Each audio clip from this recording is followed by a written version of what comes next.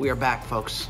Bob here again, reminding you, February 8th, we will see you in Phoenix, ready to get after it. Come ready to fire. Come ready to just let it all go. Lord knows I will. February 8th, the Breezy Invitational. Where would you rather be? Where would I rather be? Brought to you by the one and the only Corona Premier. Guys, not normal. Craziest human being known to man. Our very own Giuseppe D. There's nobody like this man in the world. Did I tell you the first time I ever met him in person was at your apartment? Yelling at Colin Cowherd, right? I walked in. No, it was at Bob's apartment. I walked in. Was it an NFL power ranking? It was. So I didn't know. That guy stinks at those. There you go. I didn't know if at the time if clickbait is all Cutsy was like a bit or not. Like, you know, I just didn't know because I never met him. And then I walked into Bob's apartment, and he is screaming at Colin Cowherd, who is on a television. He wasn't even there. And he's screaming at him about his Packers rankings. The Packers were not in the top 5. They were 6. And every time, like, it kept building because he named another team, and another team goes, where the fuck are the Packers? They're not on the list. It was ridiculous. Yeah, I remember Jet's face, too. Jet was just like, wow. Like, this is no joke. I think actually I remember that. You looked at Bob, and you're like, he's exactly how I imagine. Yeah, it's not a bit. Kind of. Confirmed, not a bit. Ladies and gentlemen, Bob Does Sports ain't a bit. Welcome back. This is the Bob Does Sports podcast. To my left, in order, you have Benjamin, the Jet Schicker. You have Giuseppe, Joey Coldcuts, D. And then you have the one, the only, Fat Perez. He is a most comfortable man in golf. Young man today. Fellas, we did a LA trip here today. Bob Does Sports trip. Trip has been spectacular. Big, first thing I want to get into, big, long-awaited collab. Ticket, how's that Turkey Club? Big old. Looks good. Ticket. Yeah, it really does. It looks good. Big collab, long overdue, one that we've wanted for quite some time. We finally, and that, who knows when that video will be coming up by the time we put it up, between the podcast and that. But that's one that we've wanted a very long time. Jet, your thoughts on the Good collab? It actually came together last second because they were like in town and you guys are here and it was raining. We also, by the way, well, a couple things. One, this is the most room we've ever had on a podcast. Normally we are bundled on top of each other. So I just wanted to point that out. I'm very comfortable. We need space. Yeah, we all need, yes. 2 is we pick the worst week out of the year to film. It is the one week of the year it is raining in Los Angeles. Yeah. And I almost slipped and killed myself yesterday. It was a mud bowl. That's true. Yes, we played the mud bowl. To see the Jet, I'm just sitting in the cart and Jet just comes barreling. We didn't realize his Jet is a mutter and his mother was a mutter. I don't know what that means, but it was off. You never watched Seinfeld before? I have seen Seinfeld, but you don't want to get me started on Seinfeld. But it's a great bit. Bob, you've seen that, right? Yeah. So I know we're going to get roasted for not seeing Seinfeld. It's a great, people would know. If you watch like one of those sitcoms with Joe, like when they have like the automated laughter, Joe actually laughs. So like you watch it with him and like the jokes hit. Every joke, every single joke, he laughs out loud, cracking up on every I tell you what, if one. Jerry could have me back in the day on that laugh track, I tell you what, Seinfeld would have gone even bigger. It'd be that one laugh that everybody talked about with Seinfeld. That one cackle. So that one guy in the audience. Cutsy always wanted me to do stand-up comedy, and the only thing that I really thought about doing, I was like, well, if I do stand-up, like if I have Joe in the audience, like I can't lose. That's a great even point. If I bomb, I don't bomb. If I'm told that I'm a comic's best friend. So anyways, back to good. So I came off the first tee. It was raining. I slipped. I hit the cart. I almost killed myself. My back bent in half. Anyways, Good was here for something, and they hit you up at the last night before they left. You guys decided that it would, like, we were trying to put a video together, but it was supposed to rain the next day. And then obviously it didn't rain because if Garrett doesn't want it to rain, it's not going to rain. So it did not rain. Aaron Clark said it wouldn't rain. And we threw something together last second, made it happen. It's like a different style video, but it like, I think everybody agreed afterwards, like it'll be a great video. And then everybody kind of agreed that it needs to be, there needs to be like a week, you know? Yeah, I was really not surprised because I thought it would be the case, but there's definitely an age gap from us to them. How well the group click together to where, like, if we did do that Bob Does Sports Good week, I would really, really look forward to it. I thought the crew, it's definitely two different style of videos between, we did a two-parter. Yeah. But I do think the crews meshed pretty well. It was interesting because there's no cussing, no swearing on theirs, and I think when we go on theirs, we're pretty respectful of that. And, you know, obviously that's their parameters. We want to be in line with what they do. But our channel, it's pretty much anything goes. And I actually think, I didn't know how they would receive that or how they would be. And a couple of the guys, I won't give anything away, but they loved it. Like, they just fit right in. There was swearing going on. I was like, what is going on here? This is not, it was like good graduated to good, not so good, in terms of like PG-13 to the rated R version. There was a moment that I thought was hysterical. It was on like the second tee box. Steven turned to me on the first tee box. He's like, wait, he's like, can we curse on this? I was like, Steven, let it fly. He goes to the second tee box. He hits one like way out, and I think it was Luke Wan said something to him. And Steven just turned to him and he just goes, hey Luke, he goes, fuck you. How did he say it, Perez? You did it. It was hysterical. He's just like fuck you. It was like he'd been waiting to throw an F-bomb on a YouTube video for like 10 years. And he finally had the chance. And Bubby was right in his element too. But it's crazy that was the first time that we've worked with those guys, because I feel like there's been so many times, like Bob, you and I on separate occasions have done stuff with Grant and Garrett. You did something the first time when, you know, you went out and played with all those guys. And then it's like, even when we were in Tahoe, Garrett and Ryder and all these guys, they were there, and me and Perez were hanging out with them. So we've had a lot of connection with them. We just haven't had the entire team of theirs collab with ours. So it was cool to see, and I think everybody fit very naturally, Perez included. Yeah, no, I mean, I like those guys a lot. I've like you said, in Tahoe, hanging out with Garrett and Grant a little bit, and Ryder. We had a good time out there for sure. And then we had dinner with them in Dallas. That's true. And went out one night with those guys. No, I think was Matt there? No, Matt was not there. It was just Steve and Garrett. No, Bubby came for a short amount of time for a second. But we went and painted the town red after. That's when Jet had himself a heyday. I did too. You did too. But yeah, no, I think we all get along pretty well. You have a good relationship, Bob, with Garrett. So I think we're trying to, we do our own thing for sure. Like you're saying, we have a different vibe, but there's definitely a lot of crossover, and I think we can be different people. Or just kind of a different thing. They're very golf centric as far as like the challenge, like the level of golf, which is a lot different from us. So it's cool to come into that kind of element, and then it's cool for them to kind of, you know, unbutton a button or take their coat off and get a little more comfortable on our channel. So I'm looking forward to that week, that collab week, wherever we do it. Hopefully we go somewhere really cool and kind of. You were saying maybe Stream Song, I think. I mean, name a golf destination, and we would make any place we go a good time and a good set of videos. So they have. Like, there were people like coming out of the trees when they saw the event. Yeah, that's true. People were just like random people were just popping out of nowhere. Like, wherever they go, like people just like show up. Garrett Clark is like the mayor. He is. Of everywhere he goes. Well, guys, him and Jet by the balls. have an election. Just got the world by the balls. There was a time where when we wrapped around to do part 2, and then there was like a bit of crowd. I thought I was like, oh, this is going to turn into like one of their live events. Yeah, their meetups. Yeah, and it ended up not getting crazy. Well, there was no one there because the course was closed. Yeah. And there still were people following. It made it a lot. Yeah, there still were. There was a time where I was like, oh, this thing is really, really, you know. It was funny because with all of you guys, all of them, and the people that showed up, there were 20 people on the green, like at a random time, just like watching somebody There was putt. one lone golfer stuck behind us, and I felt so bad. Yeah, for we this really guy. paid him no mind.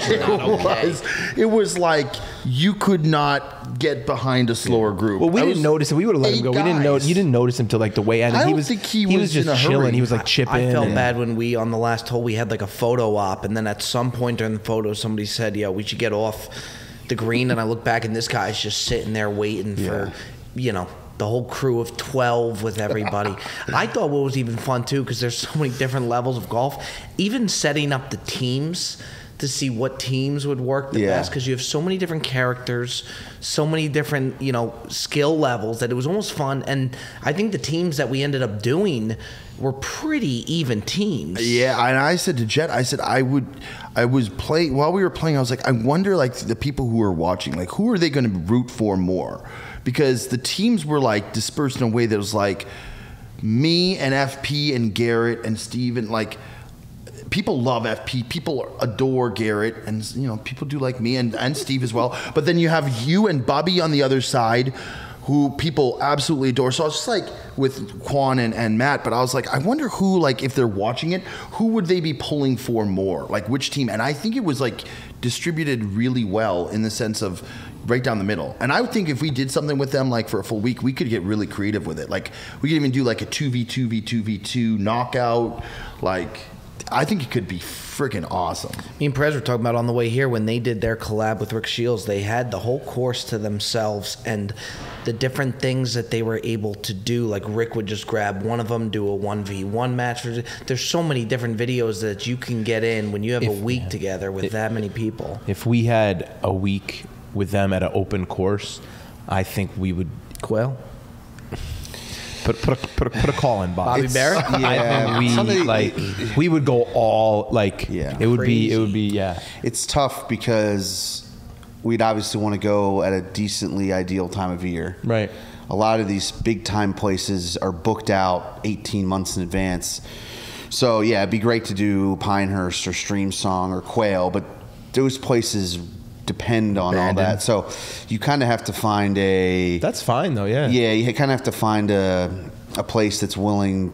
Either doesn't normally get a lot of play, like they're just normally like a 10 round a day type of golf course that's open to having a group like this for a little exposure. So that fit's going to be interesting. That's the stuff I love to do. They seem pretty confident that they could find. If you're in the UK and the caller ID says Rick Shields, you pick that up and you just say yes to whatever he asks.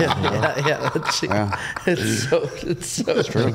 If you know what's good for you, exactly. Yeah. The last thing I'll even say on this topic too, which was nice, was, you know, we said on an earlier podcast with that whole thing with Grant and Micah leaving, that we weren't like, it's not on us to pick sides or anything like that, and we're friends with all of them. So like when we filmed with Grant and Micah, there were so many people that were like, you know, are their relationship with Good done and stuff like that, and it was the furthest thing from that. It's like we're friends with all of those guys, so to go and film with them was awesome. Just also too, just to show that it's like. And I'll say too, tight. Bob, is I will say both sides, whether you know whoever you want to side with, they both were very respectful to each other. Like neither Grant or Micah or the good guys were like talking shit about each other. Like there's a lot of mutual respect, and I really respect that. And I think a lot of this noise gets built on these Reddit streams and all this stuff. It gets blown out of proportion, and then people don't really know the ins and outs and the background of it, because both sides were really, really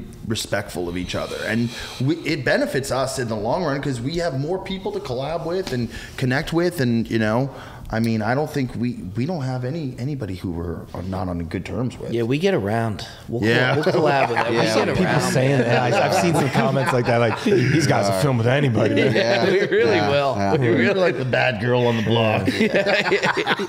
Joe, I think to your point, as far as like the noise and like. That's what's going to happen. I mean, it's the two sides of building a big following and being able to do what we do. Is like you can't expect people to 1 million people to subscribe to your channel and 2 million people to watch your videos every day, and then you make a big decision as a group and wonder why people are talking about it. So.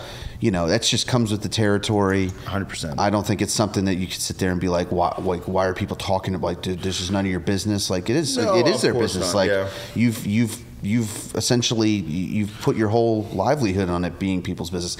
And I think I said it before. Like, people are just disappointed that they don't get to see the videos that they've gotten used to and the people that they love together.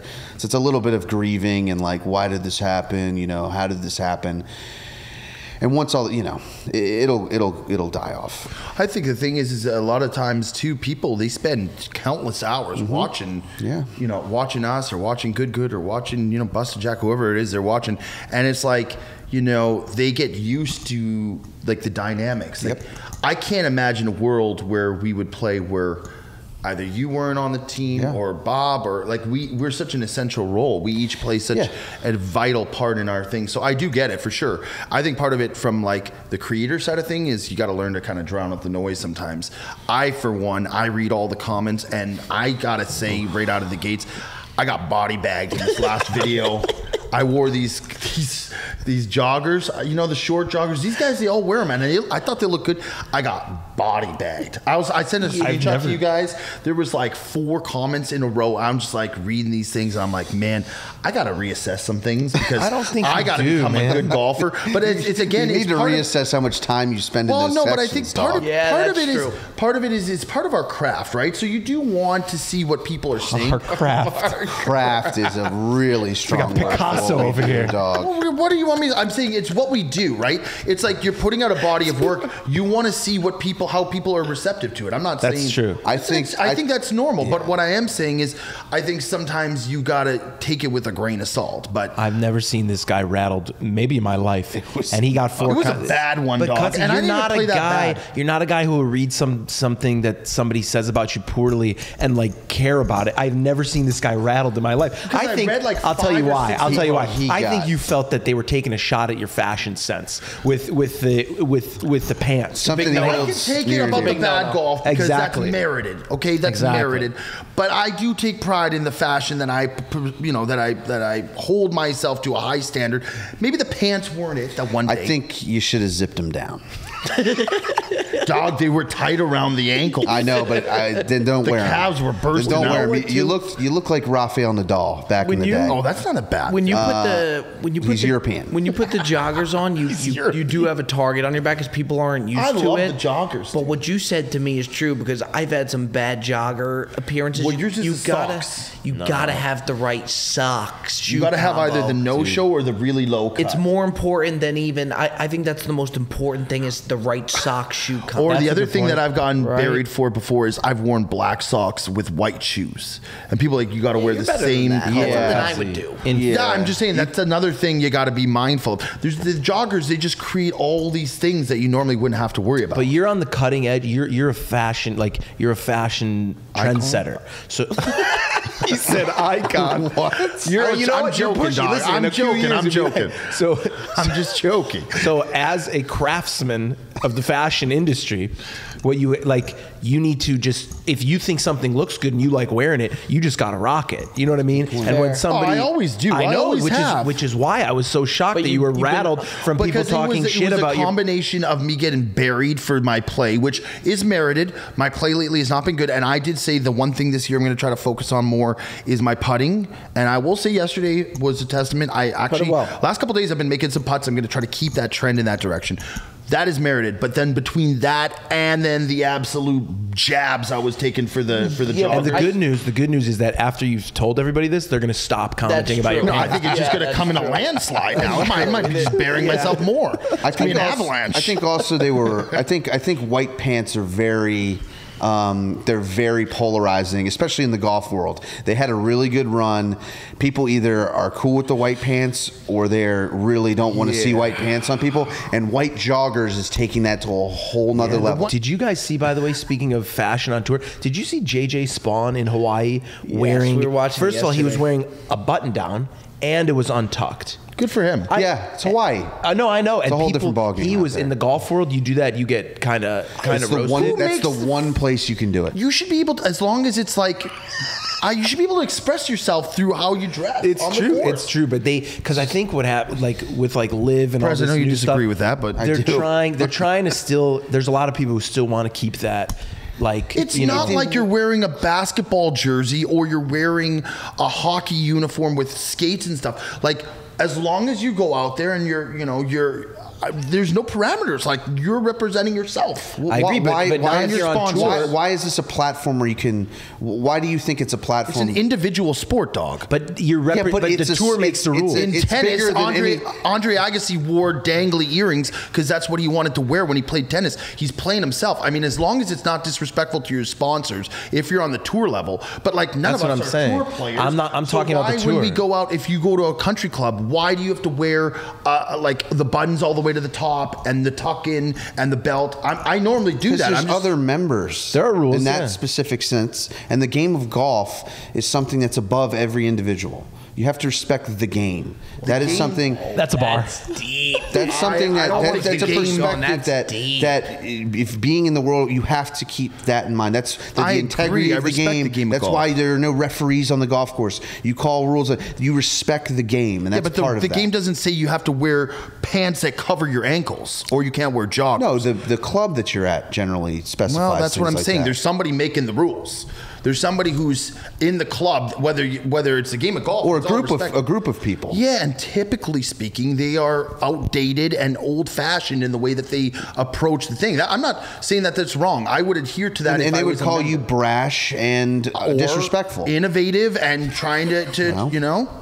Yeah, maybe. This is just two very different. I mean, you wear Jordans on the course. That's not. I do. Look, I am. I've changed my style on the golf course dramatically for the better.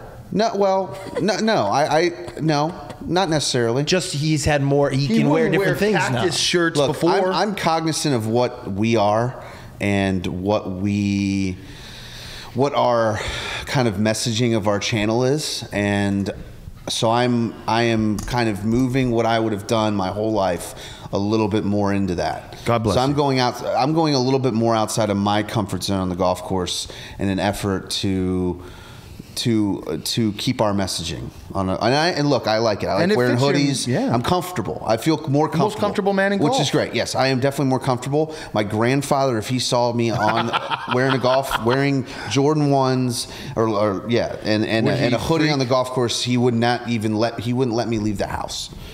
See, that's what I disagree with. I think as long as it's a fact, he wouldn't let him leave the house. I'm not saying his grandfather. He's not here to defend himself. That's the. I'm saying that's the mentality that I just think it doesn't need to be there anymore. It's if you're paying to be in a club, like that's fine. But like as a rule of thumb, why can't the PGA Tour golfers wear shorts in the summertime? Yeah, okay, it's a discussion. I'm having an open forum.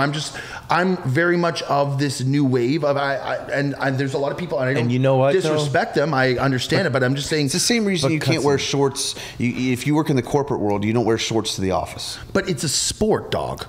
Do you wear pants in baseball? You wear pants in football. You and the tour are on. It takes time. Like you are on the front end of this innovation, and they are laying in the back. So like it'll take time for it, I agree, to I develop. Think it's starting to and it is like say what you want about LIV, but them letting them wear shorts is a big thing. I think, dude, when we go out and it's humid in the middle of summer and it's hot as hell, you know how brutal it is to wear pants, and then you're trying to win a tournament on top of that.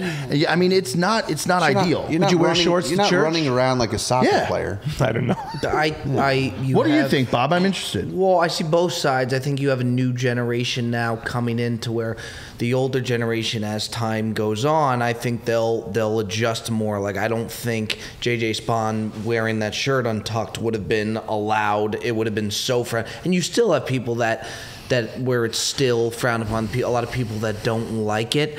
But yeah, I do think that things are definitely going to change to a degree for sure. I think you're already seeing it. But there's something to be said, like when you go to Augusta, you're not going to, you know what I mean? There's something to be said for that standard. That's what I'm saying. There's tradition. Yeah, there's more people involved in the game. And trust me, when I play, I used to play in a t-shirt and basketball shorts when I would go to like my local like pitch and putt. But if I'm going to, Augusta, I'm not doing that. Yeah, I think Augusta's a different. But you get what I'm saying. But that's what I'm saying. I think so too. If I was I was going to say like a guy who tried to go on, was on tour, even Korn Ferry, whatever, and was in it their whole life. Even Perez, for example, that's been around golf courses their entire life. Yeah, I think their perspective of it is different than like somebody like me, or even who hasn't been like really golfing a ton or since we were kids. That it's definitely a different perspective. So I do see both sides. Yeah, I think there's definitely a little bit of it's not necessarily like you don't have a right to talk about my game. But there is certainly like a lot of new blood coming into the world of golf, which is fantastic for golf. Yeah. But when you've just picked up the game 2 years ago, and you want to come in here and and talk about like why golf is a certain way, or especially when it comes to like etiquette or like appearance and things like that. It's like why do you get to come in here and start changing the game? And to be fair, that's like this side of the argument, and then the other side is how they feel. And the reality is it should be somewhere in the middle. I'm not going to sit here and act like I don't have a beard, I don't have long hair. Like there's a lot of things that my grandfather or my dad even growing up would be like, dog, like you're not going anywhere near this club. Like you cut your hair, like all that stuff would happen. So I'm definitely moving that way, but I hold on to a lot of the stuff that makes golf what it is. The etiquette part is absolutely. I agree with you. I think that like when my uncle was the person who brought me into golf, I used to go and play with his friends who are much older than me. Obviously, he spent probably the first like week or two just teaching me like you can't stand there. I'm like, why? He's like, because your shadow is in my putting line, and I'm like, what? Or you can't walk through my through line or like anything like that. But like I think a lot of those things, it's just like the respect and etiquette of the other players around you. I agree with you 100% in that regard. That needs to be upheld because it is part of the game. But some of that moves into like music on the golf course. So I agree with you. Now, I think it's both. What I do it's like a generational thing. Who do listen to music? They normally ask you if you're okay with music, but not before they play it. I think it's like people who grew up or these new like young kids that are growing up now. They don't take no for an answer. They don't, and it's not a bad thing. We growing up on like the tail end of that. They just don't like. They do what they want. They don't take no for. It's not like they just have like a different attitude about everything. Yeah. They just kind of do what they want, and you if you're older than them, you just gotta kind of make it work. Yeah. And that's kind of how they're approaching golf too. What I really like is the different, like even around LA, because like I'm at the point where I would really like to join a country club, and each club, especially the ones that I've seen in LA, they get to decide the way that their club works. Right. Like, well, there's a vibe, yeah. Each country club around here, like Wilshire has its own character to it. LACC has its own. Yeah, it all has their vibe that they get to choose, which I like, that the course gets to choose how they want to go about it, and you join, as far as country clubs go, you join from there. I think you know what you're getting into whenever you join before you go into those clubs. You have to respect it. You can't walk into one of these clubs and be like, oh, by the way, now I'm playing music. Like, you're on their turf. For sure. I agree with that 100%. That's why I like even like someone like me, like Wilshire, for example. It's a lot of like Northeast guys. They're kind of loose. Their food is really good. They don't have to, it's not as strict. It's a better vibe. If you're more of like a golf enthusiast and stuff like that, LACC is a lot more like it all. Bel Air's apparently just a party. Bel Air's a party. Lakeside's a party. So I haven't played Lakeside. Hillcrest's got some of the best food you'll ever try. Let me tell you something. You want food, Bobby? Bag. I mean, it's a big bag. It's a big bag. Otherwise, that would be your spot. To a T. Tribe Club. To a T. Tribe Club. Bob would be at that halfway house, like watching March Madness in the middle of a Saturday. When you call a halfway house a comfort station, that tells you all you need to know. They have a time limit of how long you could be there, because a lot of people will just camp For the Masters, out. They were just camping out, it's apparently. Unbelievable. They had to kick them all out. They have TVs in there? They have a huge TV, and they'll normally put sports on or whatever. So during the Masters, like they have couches like this all around, and then you have soft serve ice cream, sandwiches, wraps, frozen grapes, everything you can imagine. Speaking of the Masters, by the way, not to change the subject, but me and Cutsy were talking about March Madness. It's not coming up, but we were already talking about. We're already preparing for that Thursday, Friday. It's the best. Thursday, and then it leads into the Masters. There's a game. My first year where I won't be working for March Madness. Oh, it's the best. Last year was the best. We bet St. Peter's every which direction, and we won every time. What do you know those dates? It's usually the middle of March. It's like March 15th through like April something. We should absolutely. It should be a film trip. Yeah. And we should be off those days. Yeah, because I don't want to golf during those days. In Vegas. Yeah. At a pool party. Last thing that I want to touch on, fellas, because we do have to go out for our tea time. What we're going out for today, which I think is going to be a riot. Perez, I think you're way too confident in this. It's kind of a flip-flop, I was saying to you last night, where we're doing a 50 taco challenge. Myself, Cold Cuts, Perez, 9 holes, 50 tacos. What score do we have to break? Well, here, I don't know what I think we should go for 5 under because here is a little different. And makeshift. Yes, we're doing the challenge. When we did the hot sauce challenge, me and you were very worried. Me and you, Perez, Cutsy wasn't so worried. It was our easiest challenge. it ended up being yes. Now with this taco challenge, me and Joe are worried. Perez isn't as worried. 3 people, 50 tacos is wild. I've never eaten more than 7-8 tacos from Taco Bell at a time, and I've been bloated. Now think about that and then double it. That's what we have on our hands, Bob. And you say, "Oh, you're doing it in 2 hours." Don't matter, dog. You're still shoveling those things down the gauntlet, right down the old gullet. So that's going to be FP, brutal. how much are you to put a number on it? If we're doing 50, how much do you? I can't do more than 14. Maybe 50. I can't even imagine. I was thinking that me and Joe try and hit 15 to get to 30, and you hit 20. That's kind of it's where I'm kind of leaning. I can eat 5 or 6 Taco Bell tacos at like any given time. Like if we just go out to a large dinner and like dessert and everything, and then I could still eat 6 tacos. If you wake me up in the middle of the night at 3 in the morning, go, here's 6 tacos. I eat 6 tacos. Wait, you can't be serious. Just eat 6 tacos whenever. So if you were to sit down for dinner and you're solely focusing on Taco Bell, I've seen him go through a dry. I don't know. I'm saying like what would I got 2 hours. So 20 tacos, 9 holes. That's 2.5 tacos a fucking hole. FP, if you I don't think that's any issue at all. If you sat down for Thanksgiving dinner, okay, you ate an entire Thanksgiving dinner, and then they're like, "Here, 6 tacos." You just knock them out. That is what I'm saying to you. This is why pick a situation. YouTube golf count. 6 tacos. 6 tacos is like it's like taking a sip of water. Jeez, that is so ridiculous. Yeah, so like to talk about tacos, hard tacos. Here's the thing: I don't eat cheese.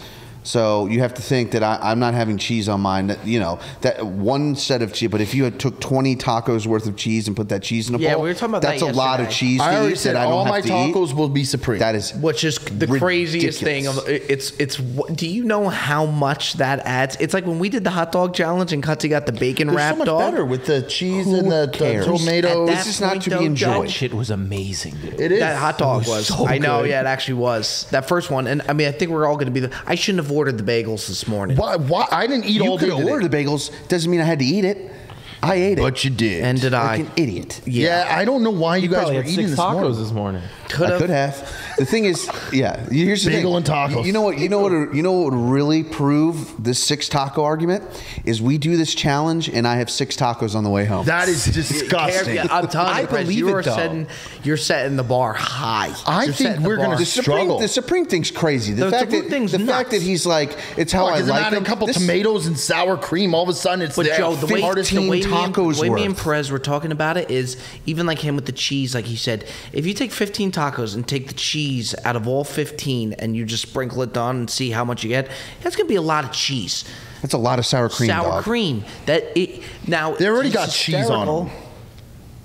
Tacos already have cheese on it. All I'm that's adding right. I'll do is the tacos a with cheese. dollop of sour cream and a little bit of That's lettuce a and lot of tomato. sour You're cream. saying you Yes, can but barely it's eat 6, it's and now you're saying you want to do $15. 15. But I'm saying 6 with all the stuff on. Here's the deal. I think what we try and do is me and you shoot for 15, let him anchor us with 20. If you can end up doing more than that, Oh God, the more the merrier. Now It's listen, gonna if be brutal. it's bad enough, I can always knock the tomatoes off.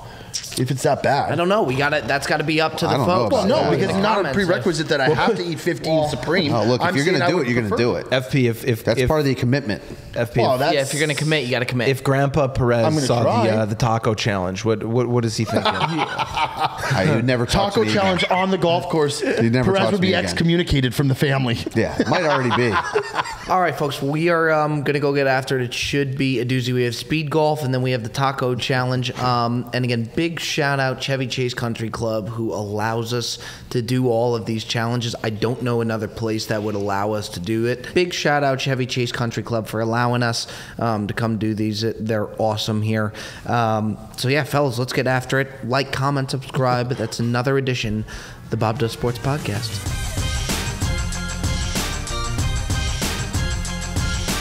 Clap it up, clap it up, clap it up.